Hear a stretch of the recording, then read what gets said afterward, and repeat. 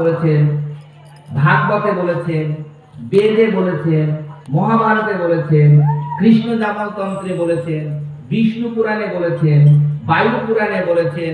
আর বলবো কথা হলো 6-7টা হয়ে গেছে। এতগুলো শাস্ত্রের গ্রন্থ ভগবান বলেছেন আমি আবার কলিযুগে আসবো, কিন্তু আমি ভগবান হয়ে আসবো না, আমি ভক্ত হয়ে আসবো।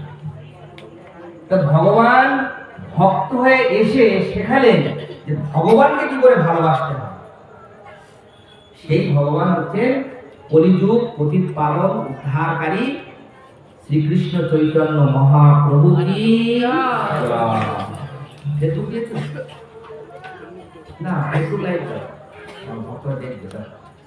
হরে কৃষ্ণ কৃষ্ণ কৃষ্ণ হরে হরে, হরে রাম রাম রাম হরে হরে। একটু ভগবানকে দেখে আনুন না, ভক্তরা দেখবে।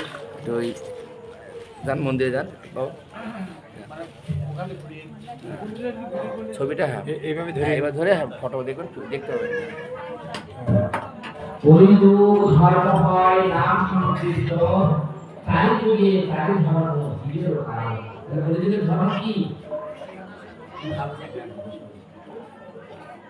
ভাববার যিনি, ভাবছেন তিনি, ভাববার তিনি কে? যিনি ভাববার তিনি ভাবছেন, যা হবে সব লেখা আছে। তুমি আমি পৃথিবীতে আসার আগে সব লেখা হয়ে গেছে।